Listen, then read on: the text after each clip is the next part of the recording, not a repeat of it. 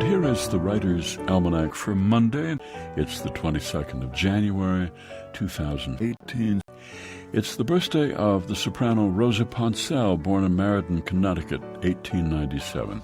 She was the first American-born, American-trained opera star. She made her debut with the Metropolitan Opera on November 15th, 1918, sang with the Met for 19 seasons. It's the anniversary of the Supreme Court's landmark Roe v. Wade ruling, 1973. The plaintiff was Jane Roe. That was the name given to her, a woman forbidden to seek an abortion in Texas. She couldn't afford to travel to a neighboring state. The defendant was Henry Wade, Dallas County District Attorney, who argued that life begins at conception, and so the state had a compelling interest in protecting that life.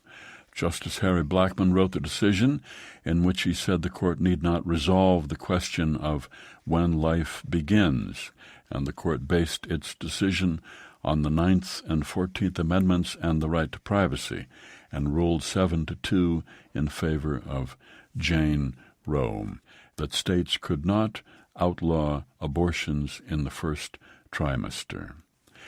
It's the birthday of the poet Howard Moss, 1922, New York City, poetry editor at the New Yorker magazine for almost 40 years. He encouraged the careers of Theodore Roethke, W.S. Merwin, Anne Sexton, Sylvia Plath.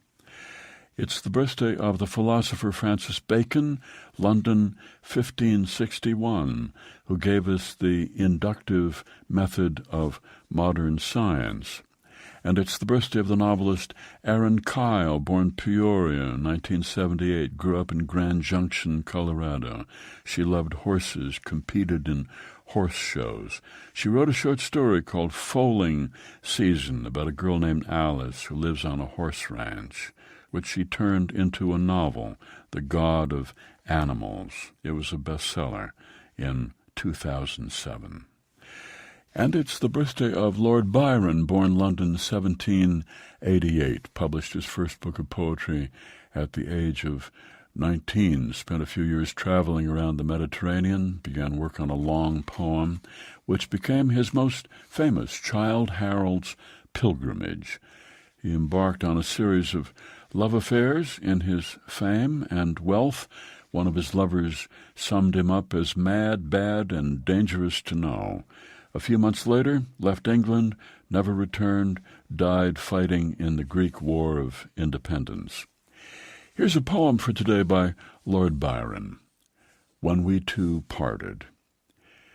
When we two parted in silence and tears, half broken-hearted, to sever for years, pale grew thy cheek and cold, colder thy kiss. Truly that hour foretold sorrow to this. The dew of the morning sunk chill on my brow. It felt like the warning of what I feel now. Thy vows are all broken, and light is thy fame. I hear thy name spoken, and share in its shame. They name thee before me, a knell to mine ear. A shudder comes o'er me, why wert thou so dear? They know not I knew thee, who knew thee too well. Long, long I shall rue thee, too deeply to tell. In secret we met, in silence I grieve, that thy heart could forget, thy spirit deceive. If I should meet thee after long years, how should I greet thee with silence and tears? A poem by Lord Byron, When We Two Parted. That's the Writer's Almanac, supported by the Poetry Foundation. You can turn your iPhone or Android into a virtual poetry library with the Poetry Foundation's poetry app, available to everyone online at poetryfoundation.org/mobile. And by Progressive Insurance, working to make progress for more than 75 years. Produced by Joy Biles, assisted by Kathy Roach. Be well, do good work, and keep in touch.